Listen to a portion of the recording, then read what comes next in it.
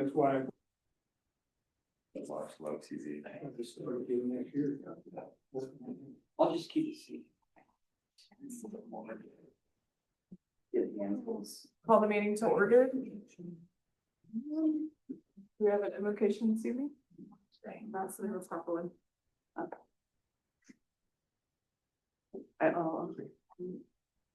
Lord, thank you for bringing us together tonight.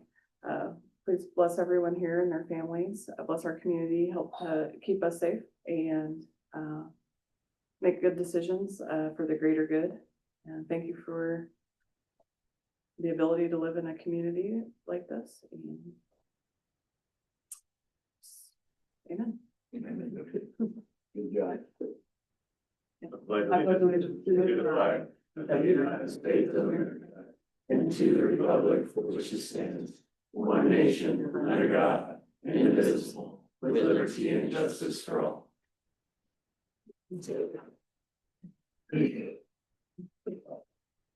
Is there any changes to the agenda this evening? No, we had all the topics on there, but we were able to send out the contents later today, so topics are fine.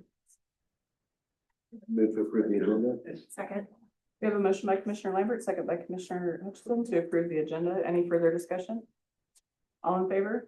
Aye. All opposed, same sign. Motion passes. Next, we have commission reorganization, the election results and oath of office. I received the paperwork from the Cloud County Clerk, Sheila Tolman, who's the election officer. And the election from November 4th is as follows. Amy Jackson, 815 votes. Marsha Wentz, 693 votes, and 38 various other people for write-ins. And so Amy Jackson and Marsha Wentz were voted to be city commissioners for another 3 years. So I'll administer the oaths. You doing separately? Yeah. You want to Go ahead. No, You're up. notable. Oscar. I was wondering. Toby's on there. Oh, Toby got one. Still in the race. Russell got 2. Oh, Congratulations. moving up, bud. Oh, both those are mine. They still count, Russell. You raise your right hand and repeat after me. I, Amy Jackson, do solemnly swear or affirm, that I will support the Constitution of the United States, and the Constitution of the State of Kansas, and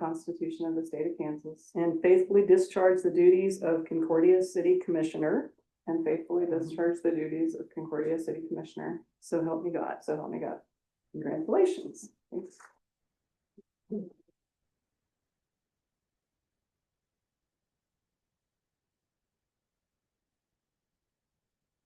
Done this a few times.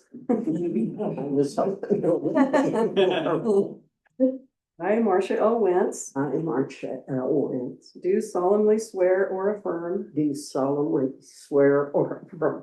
that I will support the Constitution of the United States that I will support the Constitution of the United States and the Constitution of the State of Kansas, and the Constitution of the State of Kansas, and faithfully discharge the duties of Concordia City Commissioner, and faithfully discharge the duties of Concordia City Commissioner. so help me God. So help me God.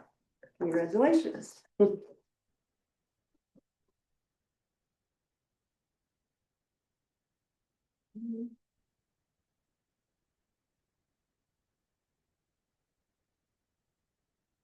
Next, we have the annual commission reorganization, election of mayor and mayor pro tem.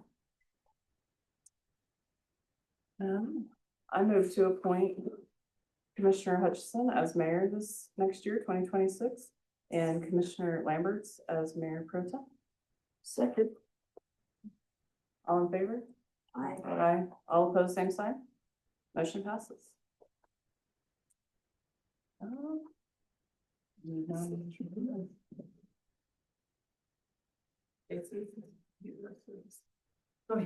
Okay.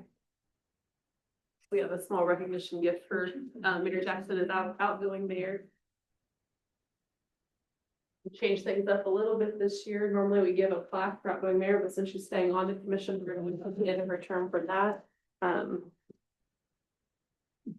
The small thank you for serving as mayor this year. So thank you very much for your leadership. Thank you.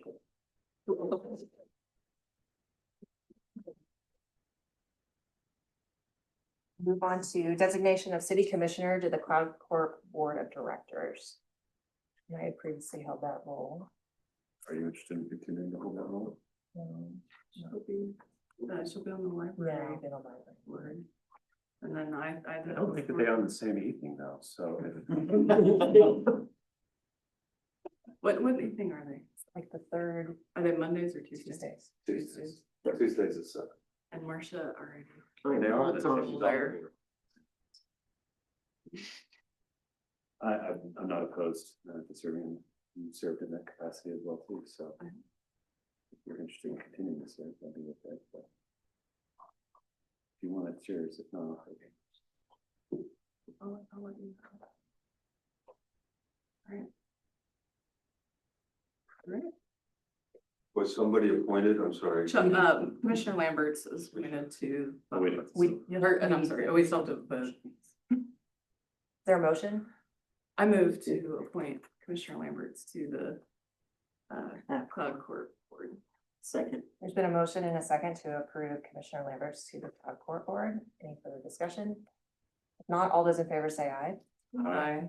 All those opposed, motion passes. Designation of city commissioner to the Frank Carlson Library Board.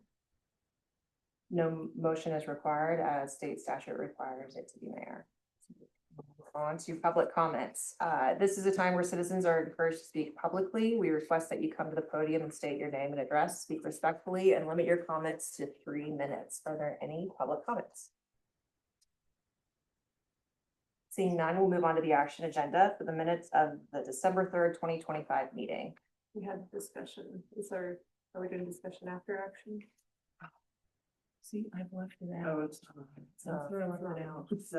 Yeah. Oh, sorry, it's not on here. Yes, that should be discussion for. Neighborhood revitalization with Oh. Tim and Commissioner Goodwin. Okay, we'll roll that back and we'll go to discussion item. Sorry about that.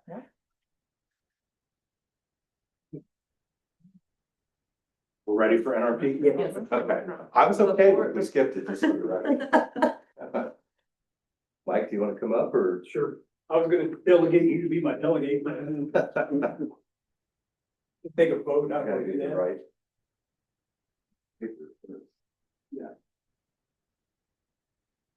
You let Tim do the talking, because he's presented this about 5 times more than I have. Done it a few times. Yeah. Yeah, for sure. Well, good evening and thank you for having us here. I presented you all with, I got this today from the county appraiser's office. What you see on the right-hand side in the boxes is the lifetime tax abatements for each of the entities you see there. So then on the left-hand side, I was just curious what the numbers, how the numbers are trending. So they show you each incremental tax year from since 2022 up through 2024. So you have the aggregate of the lifetime of NRP and then how it's trending over the last few years. And you can see the numbers have been trending up. Partly that's obviously a result of things costing more than they did, but we also have had a lot of very active projects in Clark County, which is a great thing. In your package, you'll see a copy of the interlocal agreement. You'll see a copy of the ordinance that the city will have to approve. And I think there's also an updated application form that will be available on the county's website.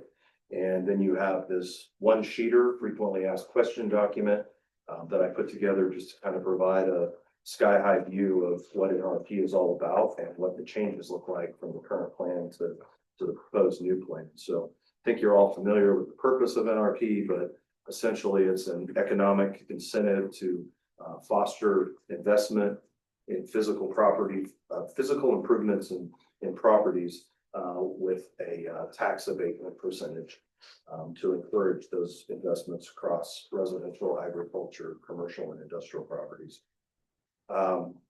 It's not a new concept in Cloud County. We have had an active NRP program since tax year 2011.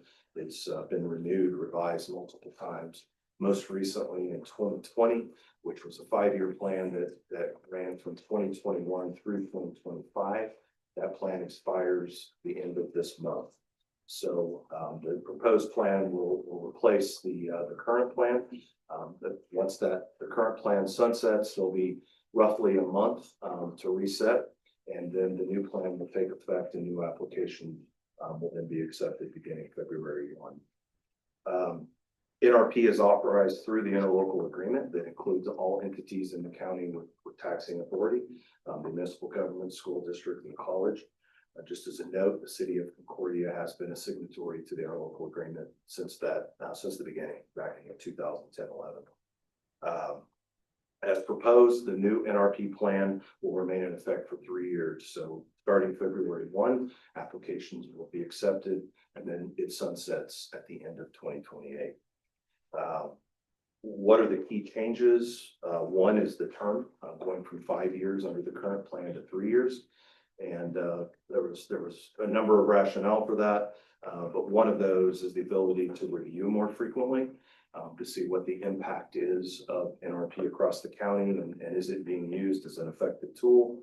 The shorter term also allows those larger projects to get on the tax rolls 2 years quicker, and also provides a little more visibility, we hope, into city and the other entities to see and understand what the impact on their tax revenues look like from year to year, so they can better manage and plan budgets.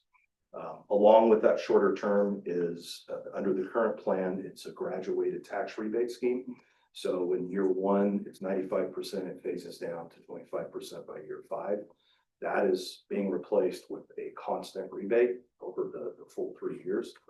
70% for residential and agriculture, and 80% for commercial and industrial. So again, the idea is to simplify it, continue to offer meaningful incentive for tax abatements on improvements, but hopefully make it less cumbersome to administer for the county, and then provide all of you as participating entities greater understanding of what the next coming year looks like for budget planning purposes.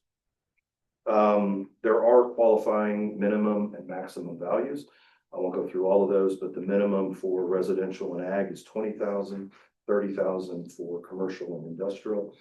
The commission has carved out a separate category for downtown commercial row properties, where it has 20,000 minimum without a specified maximum, and then the application fee for those properties are waived. So we applaud that. It's a way to hopefully promote investment in the hearts and souls of all of our incorporated cities. Just a word about the process to adopt NRP 2026. Signatures will be required from all the participating entities. State statute requires a public hearing. So the action item tonight would be to schedule that public hearing for January. That requires 2 weeks of notice in the paper of record. So we'll have to have 2 weeks of public announcements. And that once that public hearing concludes, then the city can act on adopting the ordinance. The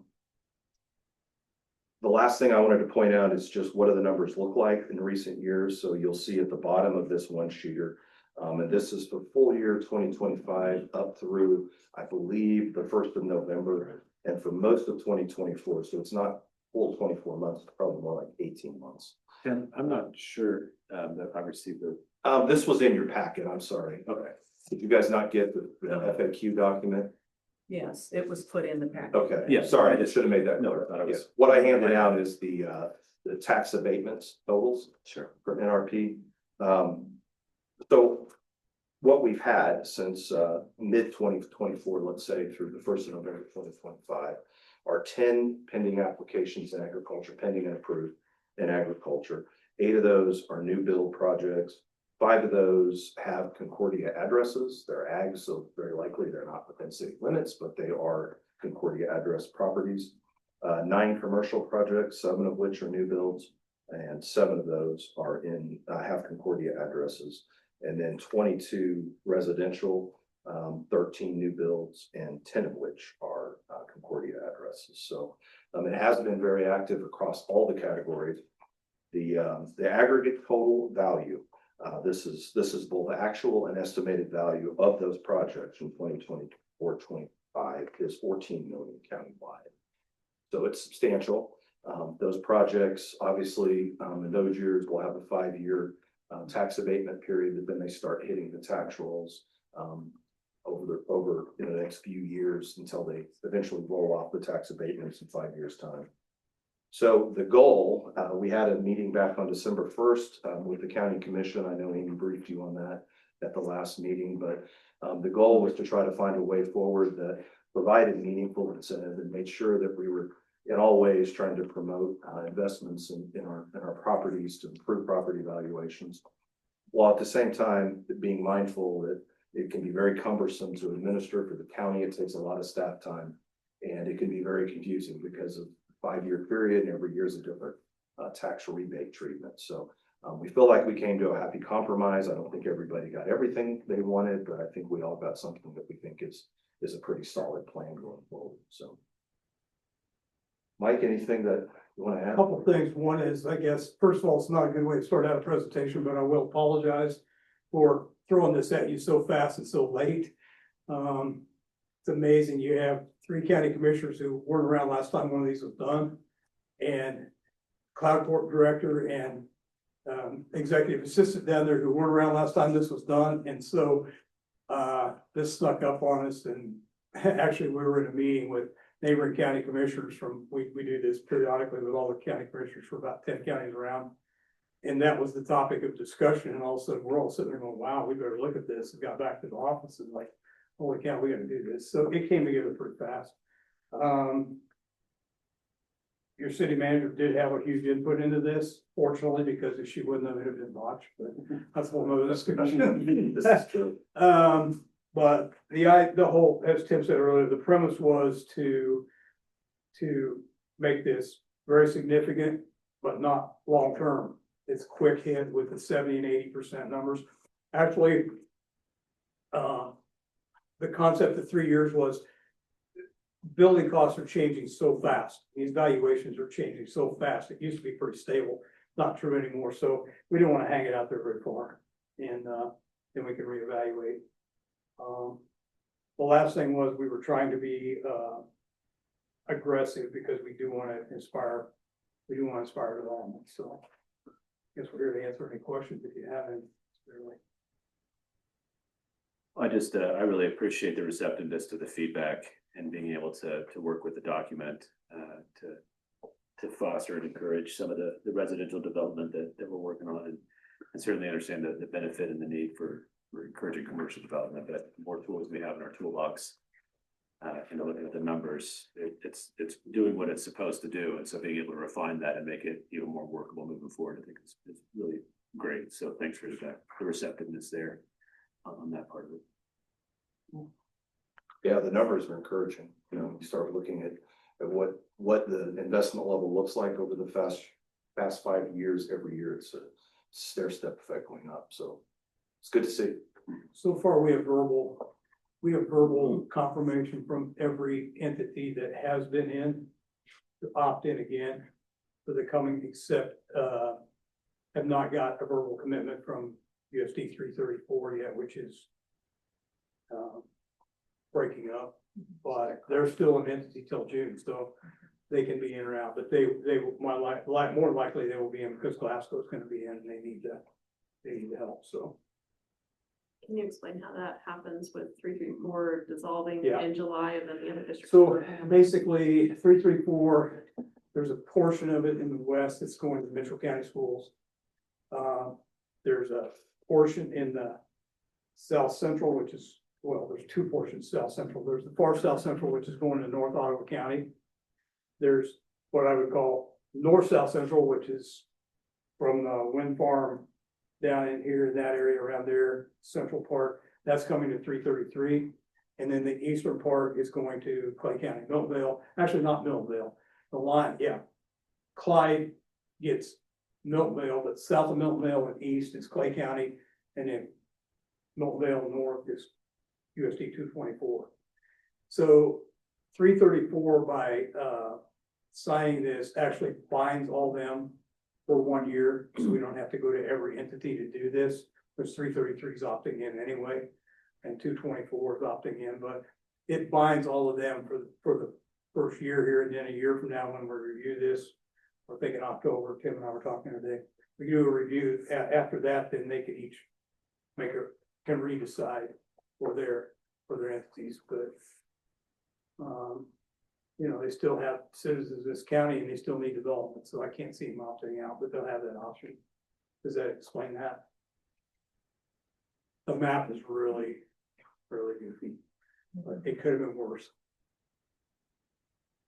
That's not a quote. Under section 10C, is that a new add to this? I don't remember it in the last. Let's see, looking Where the county appraiser. Yeah, well, I think that's revised language, so with the inspection language. There was a lot of pushback on having the inspector enter a house to do an appraisal, so. People didn't understand, why do you have to do one before and after a project? So that language was not in there, that both a pre and a post appraisal, so that the appraised value can be determined accurately. So the language is inserted to make it clear that when you apply, before any work's done, you need a pre-job appraisal, and then once it's completed, to qualify, there has to be a post-job appraisal. Generally speaking, by statute, the county appraiser cannot enter a home in their general appraisal work. They can do outside inspection, they can ask you for plans. But because of the fact that we have to verify that there's really value being added to these properties, and by the way, that $20,000 added value does not include general maintenance like roofs, siding, stuff like, you know, this has to be like kitchen, bathrooms, real added value to the home. But the only way to verify that is to go look at it. So that we had to make that differentiation, because generally speaking, the county appraiser or someone appointed by the county appraiser would not be able to go in and verify this work if we didn't specify it in there. There was something else that came to mind when you asked that. I can't remember what it was now, but a few of the rules real clear in here, because we do get some pushback once in a while. But if you as a taxpayer apply for this program or on this program and you don't pay your taxes, to be blunt, you're off the bus. And that's your taxes on any property in the county. So you could keep the property paid up on this piece of property that you got the NRP on, but if you don't pay the rest of your property taxes, you're off the bus. If you protest your taxes, no go. I mean, you literally have to, you're getting 78% of your money back anyway, so you gotta play by the rules for the 3 years. Is it retroactive or is it just from that point on? It's just, Okay. well, the tax payment thing is not retroactive, because I think that's always been a part of it. I didn't read the old one, but I think that's always been a part of it. You have to be a taxpayer in good standing. Mhm. But it's not retroactive to the ones that are existing, other than if it all, unless it exists in that language, and I don't know.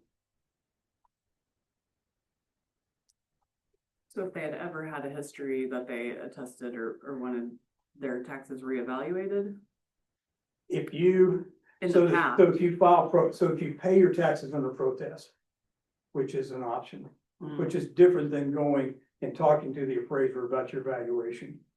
That's a different process. You have the right to go to you have the right to go appeal your valuation with the appraiser on a one-on-one basis. That's one thing. But if you pay your taxes under protest, which means we can't utilize the money, then you can't get a refund on money we can't utilize, even though you paid it. So I don't know if that answers your question. An appeal is different than a Yes. The appeal of that, just going to meet with the appraiser on appeal is different than paying your taxes under protest. It's a different process. My other question was when you had said there were, not everybody got everything they wanted.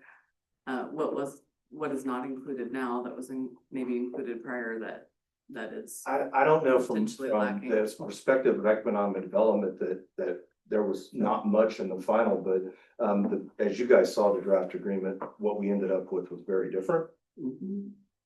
One of the things is, so we put a limiting number on here. basically, we're only gonna, on residential construction, we're only gonna do NRP up to 400,000.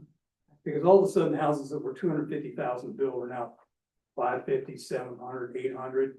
So we're gonna cap the amount of the NRP at $400,000 of that valuation.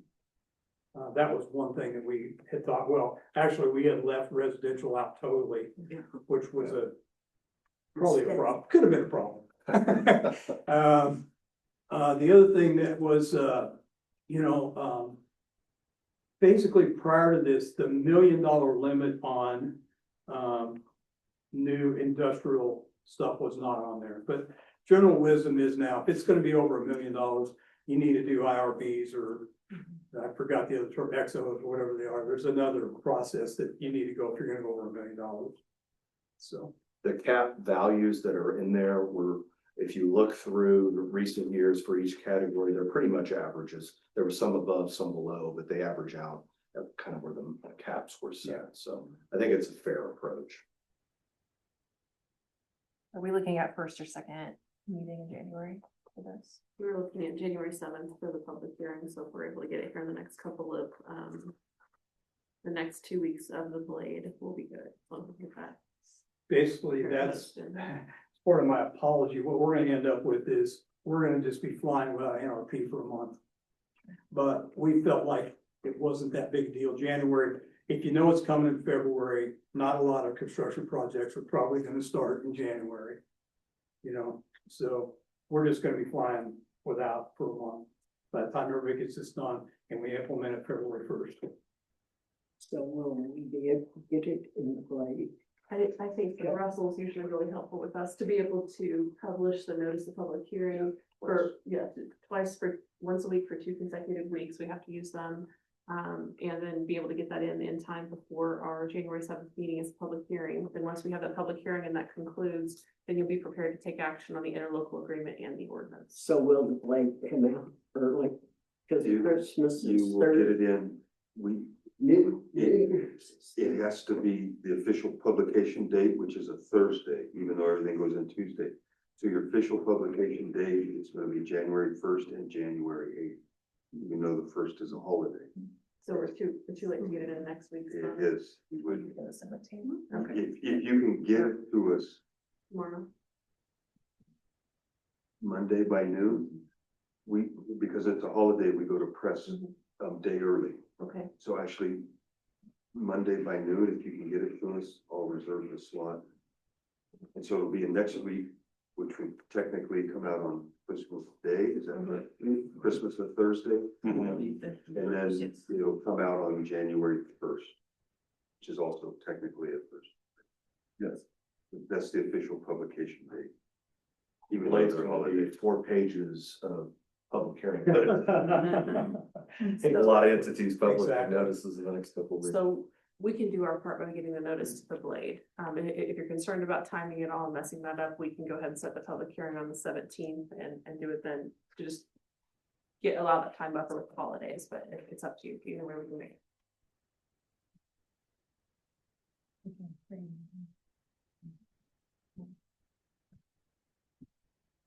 Certainly anticipating I wanted to, at the league conference, we attended in October, I believe. There was a lot of communities there that had moved to the 3-year model, so it seems that, that's kind of been the trend throughout Kansas. And then it does make a lot of sense, I guess, just to stick with a level number. And I concur with, Commissioner Lamberts as far as working, on making the changes that make it more viable for our community to participate in this. So, yeah, if you want to set the date for either the 7th or the 21st, either one works. 7th is fine. Yeah. Okay, thank you. Thank you. Thank you. gentlemen. Thank you. Now we'll move on to action agenda, minutes of the December 3rd, 2025 meeting. I move to approve the minutes of the December 3rd, 2025 meeting. So There's been a motion and a second to approve the minutes of the December 3rd, 2025 meeting. Any further discussion? Seeing none, all those in favor say aye. All those opposed, motion passes. Appropriation ordinance number 23. I move to approve appropriation ordinance 23. Second. Been a motion and a second to approve appropriation ordinance number 23. Any further discussion? Seeing none, all those in favor say aye. Aye. All those opposed? Motion passes. Cloud Court 2026 Professional Services Agreement. All right, round two. You have in your packets there, a copy of the, service agreement for 2026 for economic development services rendered by Cloud Court to the city of Concordia. You also have a copy there of our, board and our committee structures, and I sent you all individually. It's not been formally, approved yet, but our preliminary budget for 2026. And then the last item you should have received is a one pager that shows our strategic objectives that the board set back in January for calendar year 2025. And I will jump into this, but before I do, I just want to start by acknowledging my gratitude for the strong support and commitment from all of the commissioners, from the leadership, in particular, City Manager Lang, for her invaluable assistance this year. So we could not hope to achieve our objectives or fulfill our mission without all of you. So thank you. The professional services agreement, as you'll see there, the agreement includes the budget request that Cloud Court presented to the commission back in June during the appropriations process. That includes funding both for Cloud Court's operation and economic development activities, as well as a lesser amount of funding for the small business training that Cloud Court provides free of charge to citizens through a third-party trainer. I'm happy to go through there and answer any questions that you might have, but I also didn't want to miss this opportunity to look back at 2025 and look at that objectives document. I shared that with you in June, and at the time we had felt pretty good about some of the things we still have some work to do. But I'm really happy to stand here tonight and be able to tell you that we feel really good about how we're ending 2025. We've made real progress on all of those items. You see them there. Some are we classified as actionable things that we had to do in 2025, needed to do, and then things that were more aspirational, things that if everything went well in a perfect world, we'd hope to be able to check off. And I think we've made real progress on virtually everything on that list, both the actionable and the more aspirational. So I feel great about where we're ending 2025, and just as optimistic and positive about how we're set up for 2026. The board has not yet approved our 2026 objectives, but somehow they've gotten longer, not shorter, since 2025, but that's okay. So I can't really comment specifically on our objectives for next year, except I can say that we have two really high priority things that will be really priority 1A and 1B. The first of those, we learned back in mid to late November that Cloud County was selected as a cohort community to the Center on Rural Innovation's Heartland Rural Innovators Initiative, a lot of words. So we're really excited about this. We were one of 5 communities in Kansas and Western Missouri that were selected. So we're in really prestigious company, and we see this as an absolute golden opportunity to really focus expertise and technical assistance here locally to help us build a roadmap to the future, to look at our economy as it exists today and understand where do we want to go and how do we get there, and have step-by-step guidance to do that ultimately where we want to go. The goal is to at the end of this process, it's 18-month long, to have a action plan to build a technology and innovation-based economy. That may include recruiting new industries to Cloud County. It may be more, how do we support some of the industries that are already here, to make sure that we're helping them grow and expand. Obviously agriculture is key here. So what can we bring alongside agriculture to help our existing agriculture and ranchers thrive and prosper? So really excited about Corey and what that's going to bring to the community. The other big project that we're looking forward to in 2026 is something we call Cloud Aid. And Corey was really an initiative that Cloud Corp led in partnership with the college. Cloud Aid is a college-led program that partners with a private technology company based in Illinois. And the two align beautifully, and I think a huge aspect of our participation in Corey is going to be understanding how do we take this Cloud Aid opportunity and maximize the local benefits from that in terms of economic development and growth. What Cloud Aid will do, it seeks to ultimately start putting the pieces in place to build a network first on the college campus itself, contained within the college campus, and then ultimately expanding across Concordia, across the county, and then hopefully regionally, and ultimately even beyond that. So the first two critical pieces of that puzzle will be installed January, February timeframe. We're waiting, knock on wood, the next 24 to 48 hours, we should hear on a grant application that we submitted some time ago, hoping and expecting good news there. And then we'll hear about some more grants we applied for in the next 30 days or so.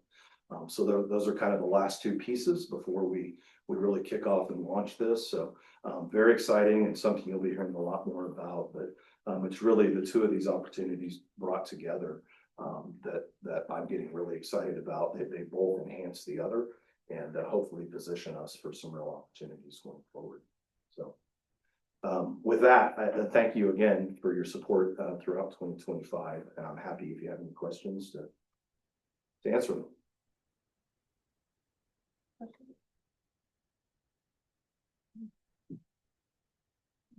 I move to approve the Cloud Corp 2026 professional services agreement. Second. There's been a motion and a second. Is there any further discussion? Seeing none, all those in favor say aye. Aye. All those opposed, motion passes. Thank you. Thank you. Next, we'll move on to the CMB licenses. The 11 licenses that you show in your packet are all the same ones we've had for several years. As usual, we check them with KBI for background, see if anything's come up, and everything's fine. So we just would like to ask that those be approved. I move to approve the 2026 CMB licenses. Second. There's been a motion and a second to approve the 2026 CMB licenses. Any further discussion? Seeing none, all those in favor say aye. Aye. All those opposed, same sign. Motion passes. Dump truck bids.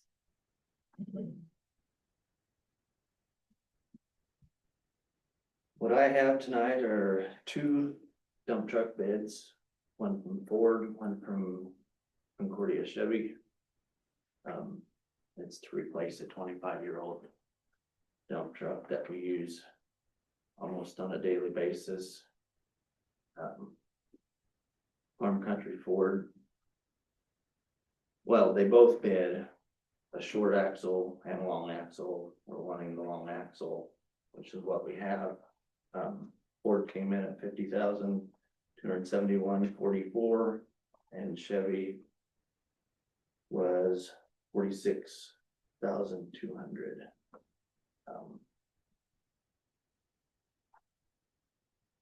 Similar warranties, actually identical warranties. 3 years, 36,000 bumper to bumper, and 5 years, 60,000 on powertrain.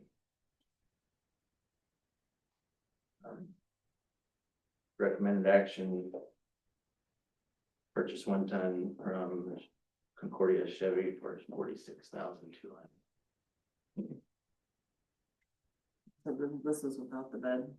Yeah, I'll have to get the bed from Bill. Do you know how much the bed is, or you have to put that up? I called, and he was supposed to put a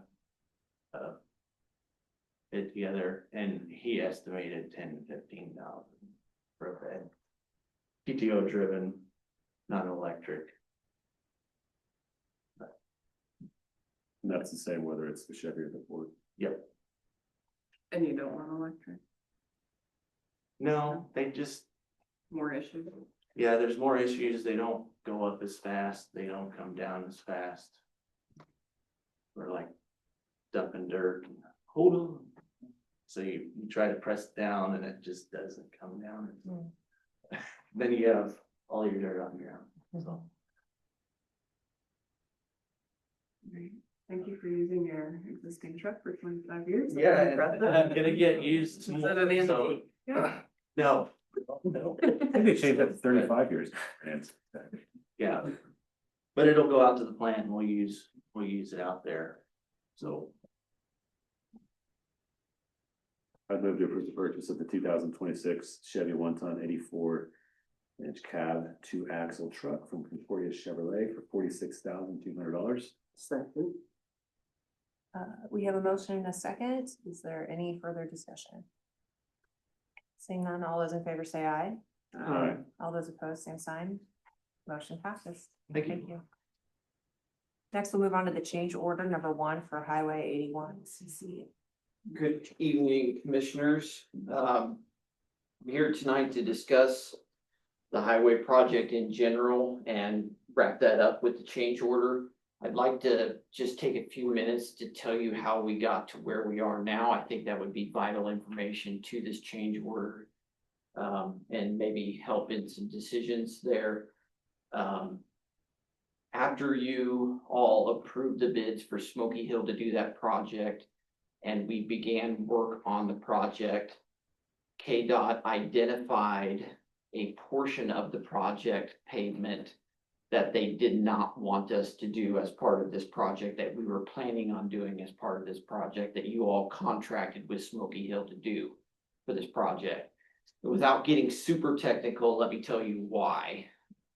So what we're working on now is the pavement that sits on the dirt that leads up to the pavement that is the bridge that's in the sky, right? Between those two is what's called a bridge approach.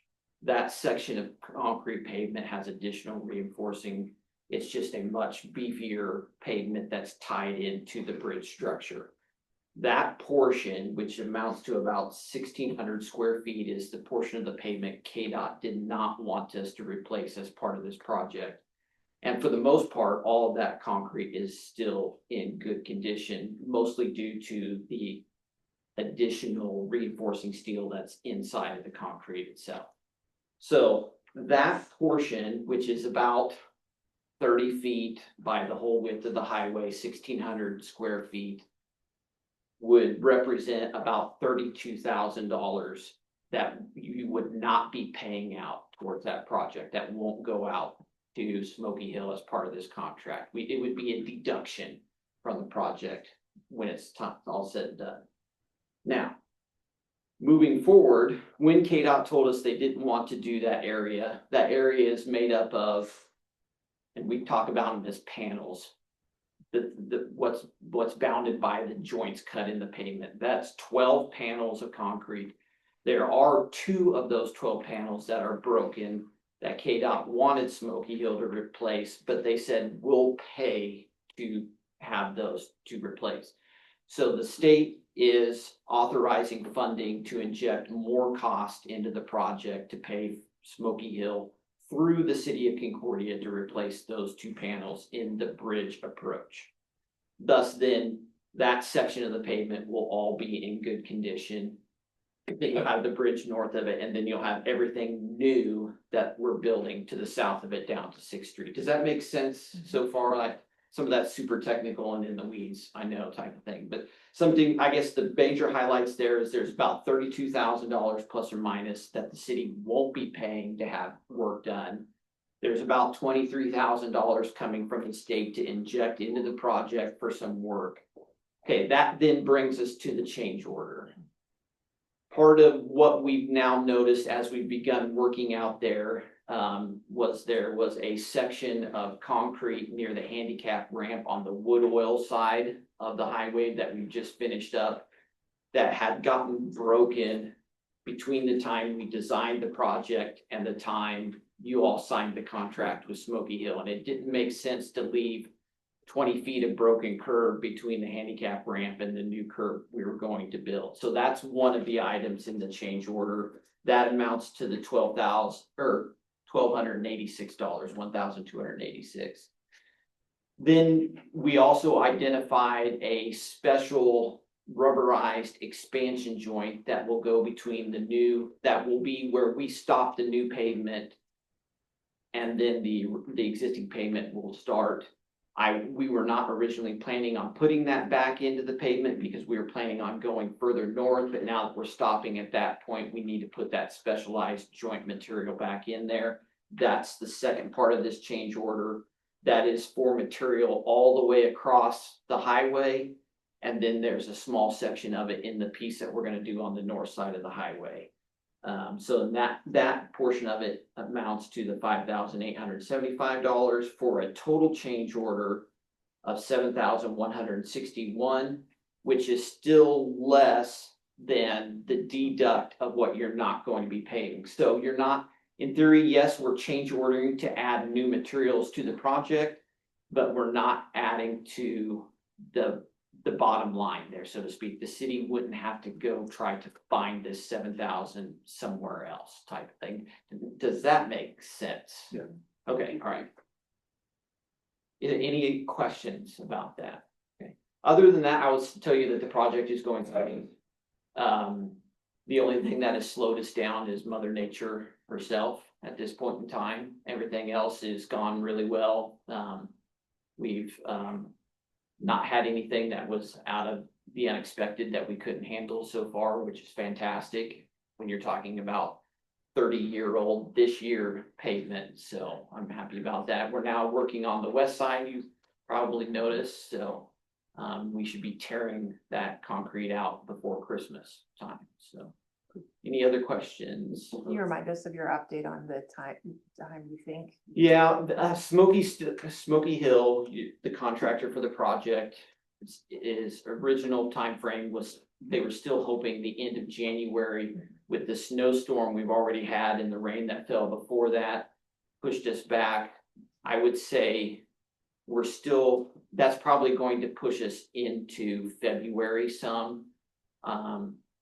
And unknown, because who knows what the weather's going to be like between now and then.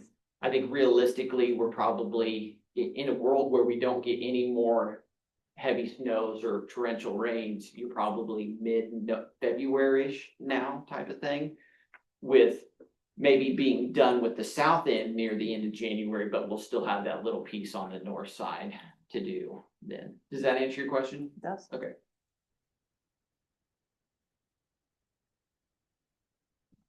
I move to approve change order number 1 for the Highway 81 C-Clip project in the amount of $7,161. Second. We have a motion and a second. Any further discussion?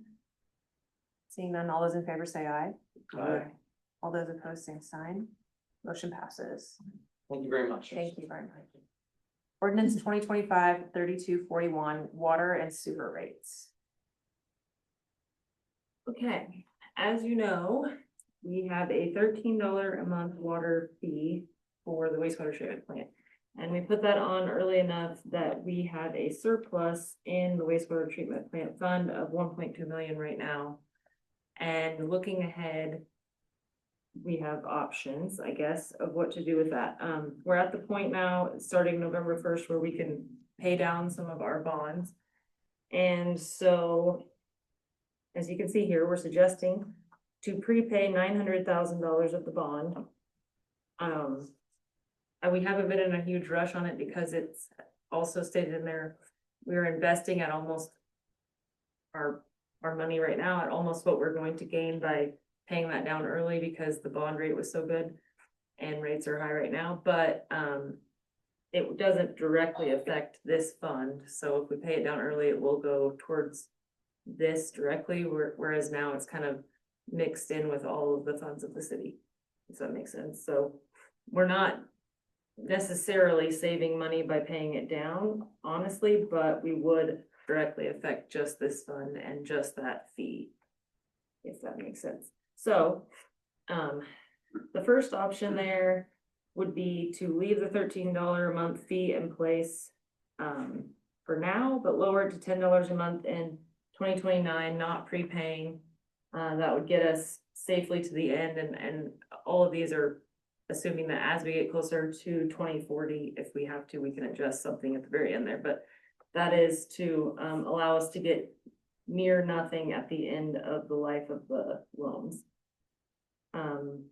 Again, that's not prepaying. So then option 2 in here would be the same thing. Don't prepay, leave the $13 a month fee for the life of the bond. On this one though, we would say a suggestion would be to amend the language in the ordinance to make it add in or sewer. So it would be a wastewater treatment plant or sewer improvement fee. And then from this point forward, any money we collect could be used for either purpose. And if we did that by 2030, we would be able to do a $1 million sewer project. Any questions on that so far? So then the other 2 options would be prepaying the $900,000. And if you prepay that within the fund itself, again, it's gonna be a savings of $140,188 in interest over the life of the bonds. So on option 3, you prepay it and you drop the fee to $10 a month starting in 2027. Hold that through the life of the bonds and no change. We're just having a $3 a month savings, no projects. Option 4, prepay the $900,000, leave the fee in place for the life of the bonds, but this time amend the language to again allow for sewer projects to be completed with the funds. And that would be what we would suggest. And as my memo states, we haven't really done a lot of sewer projects. We're kind of behind on a lot of sewer projects. We have increased our sewer rates again. It had been a lot of years, but that's really just to help with everyday costs, everyday maintenance and things that come out of the blue that we are having to address. It doesn't really help us with projects going forward. We are suggesting that if we did this with option 4, that we would be able to do, let's see, the stretch of sewer on West 19th Street. So this is the one that has had several backups into homes multiple times. They put backflow preventers and it's still going past that. And Jeremy can talk more about that probably better than I could. But as far as we could go, basically in that stretch of sewer, because since the time it was put in, there was Walmart, there was the hospital, everything's kind of grown over there, and so it's caused even more of a problem. So that would be our suggestion if we had this money. And again, the fee, it's no change. I'd also like to point out that the water bills themselves just went down by $11. Obviously, that's not a savings to people necessarily because it's on their property taxes, but it is a savings on their water bills. So we did go down $11, so we're hoping to maintain $13. But anyway, any questions on that, or Karen, we can talk more about the project, but When the $13 was put on for the repayment of the bonds, was a public hearing necessary for that at that time? I don't think we did a public hearing. I don't know for the fee it was- itself, no. For the fee is Fee just a itself water was rate the ordinance. change, and we've done it 3 different times, because we started off with $5, then we went to 10, and then we went to 13. We started off with 5 before the project ever even started, just to anticipate the cost, so it built, and we never did discuss sunsetting it or anything like that. That was not. Do you have comparisons to any, like other communities for their, if they have on their bonds? I remember we saw those at the time, but it's been long enough. I don't recall. I just remember we hadn't changed them in a long time.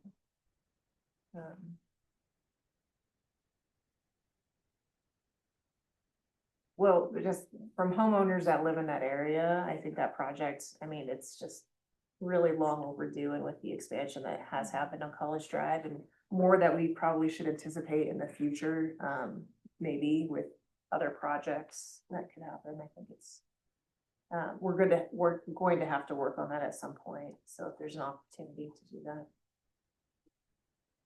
Yeah, there's probably 4 or 5 blocks in there that would be upgraded. One especially. And it hurts them for resale, you know, with those issues that continue. You're talking a difference of $3, because it would, I mean, you'd maintain the 10, so it'd be the $3, would be per bill, would give money to do just the intended project. Well, Potentially. because the whole amount would basically, the $10 would have to stay on to cover the bond payments through the end. That's then slowly decreasing our reserve basically until 2040. But we can, whatever we collect starting, if we went ahead with this, we send the bills out tomorrow, and because it doesn't change anything on the bills, anything collected in January forward, we can say is for either one. So that's why at some point, I mean, whenever you get enough money of that new money, you can do the project. Yes. Just to keep it technically correct. So anytime January 1st, we'd start getting $355,000 a year that we could put towards the project. So it'd be several years still, but Before the project. yeah.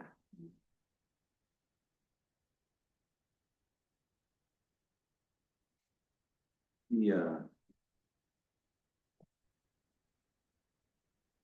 The only conflict that I have, and it's really probably.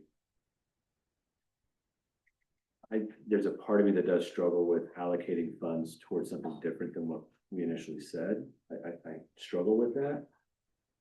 But I also struggle with knowing that there are these projects that need to be done that we've been talking about doing that are not getting any cheaper. And that we're gonna have to start looking at increasing our mill levy rates if we're gonna be able to achieve that. Right, I mean, like we've been running as efficiently and as economically as we can for so long that I think we're in a tough spot. So I can appreciate. Now, I'm struggling with that just a bit, but it's gonna have to come from somewhere, and the longer we wait to do these things, the more expensive it's gonna be, the more problematic it's gonna be.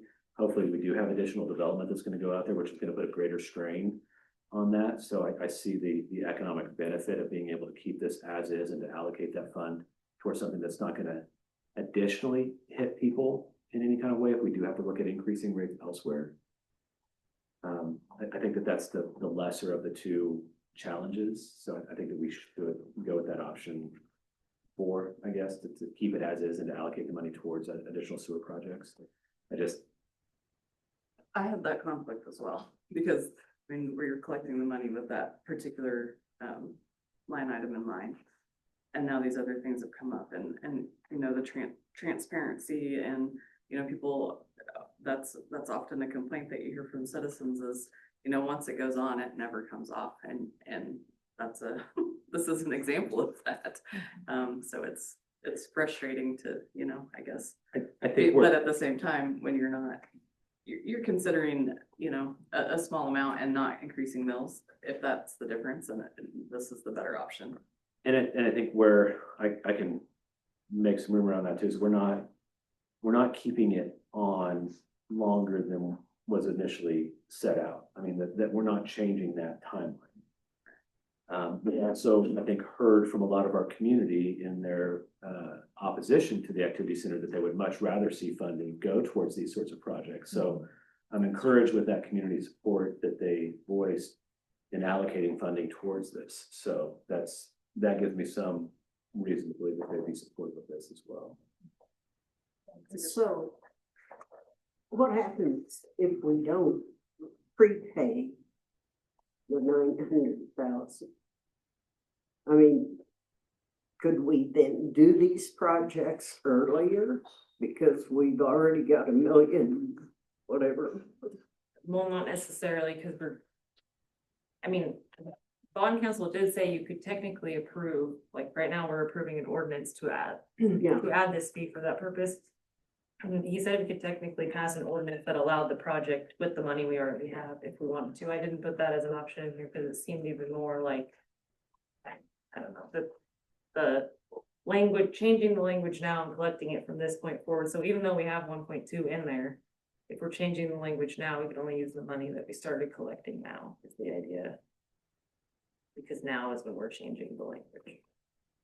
So it's more, yeah, so we're clearly stating moving forward, this is what this is for, instead of oh, we're changing our minds and now we're using what we said we'd use. Yeah. Yeah, so really what's in there now would be going towards the payment of the bonds and anything new would be.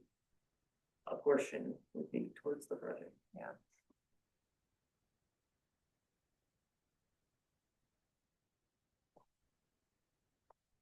Overall, we're losing money as a whole by prepaying the bonds because we're making money off of that, but as the city, slightly.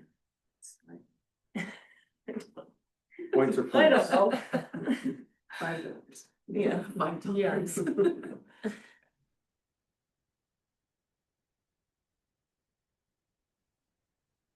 It's, while I don't like it overall, it is necessary, and where there's 5 projects, at probably easily $1 million a piece.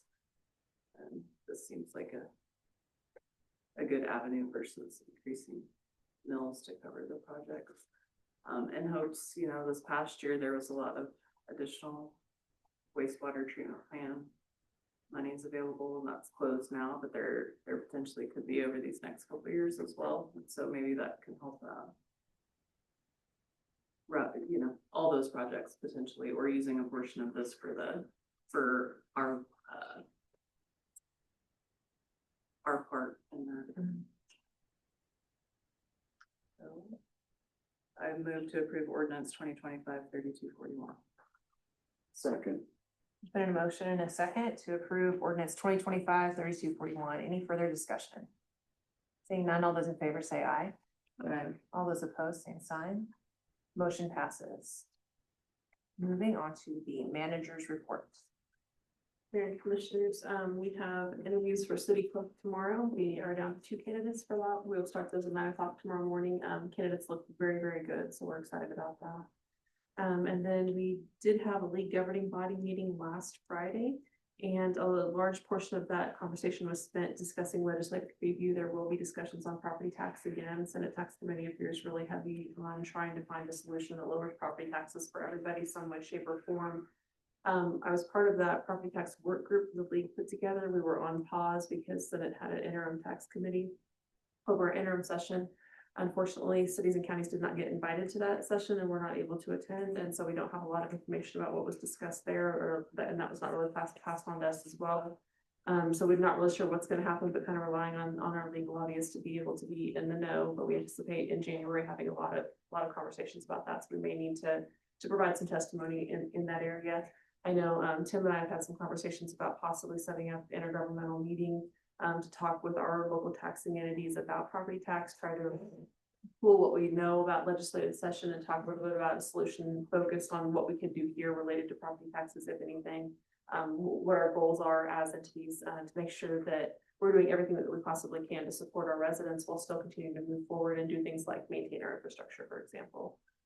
So that's a big point of discussion. The other big point of discussion that was talked about was the Kansas State Fire Marshal had some turnover, and they are working really actively right now to enforce the state regulations, which are several years older than what many of our local regulations were. I know Garden City and Dodge City were really having some challenges, specifically related to multifamily units. So they had their more current codes allow for a 2-hour firewall separation, but the state fire marshal is coming in saying, no, that doesn't count anymore. You have to sprinkle, and even working to enforce that retroactively. So those are causing some challenges. Garden City is heavily involved in that advocacy effort right now. So we're kind of watching and waiting, because that does have implications across the state, does have implications over local control, local adoption of building codes. And that's really important to us. We have just adopted the 2018 building codes here. And I know that Bruno and his Board of Building Trades work with John. Tim's bringing up the speed on those codes right now. So it's really important that we pay attention to what's going on there.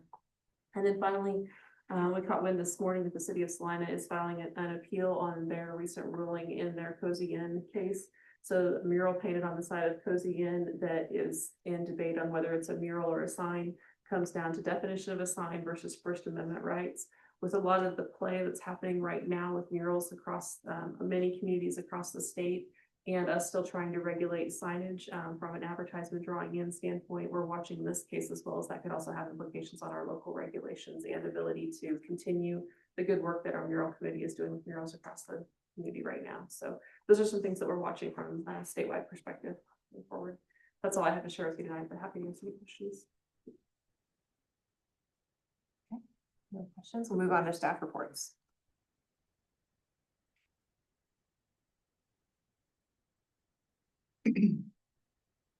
Just a couple things I wanted to update you on. We did get our new patrol car. It's out on the street. It's actually Detective Tifo's got all this stuff in it and it's working out perfect for what we need it for. Also, the carpet, they were supposed to come this week and start putting the carpet in the police department. They've delayed it a week, so I don't know what that's gonna look like around Christmas stuff, but it is in the process of going. The other thing is we're getting ready to kick off our safe holidays for DUI enforcement. So that'll be running through the first of the year. So. Thank you. Thanks.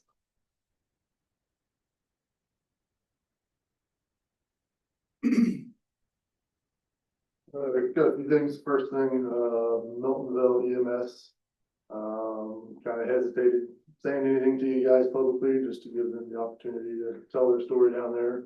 But come the 1st of January, they have decided to, stop having service.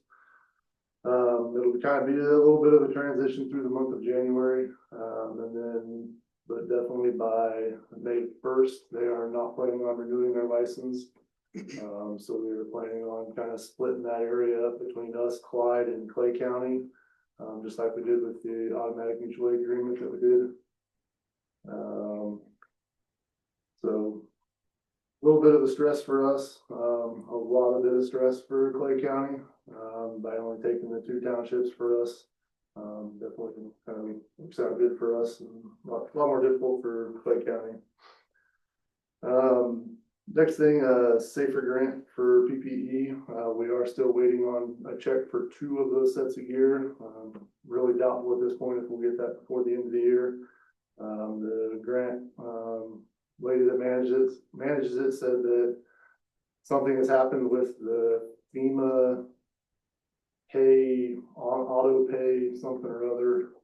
It got held up there stuff.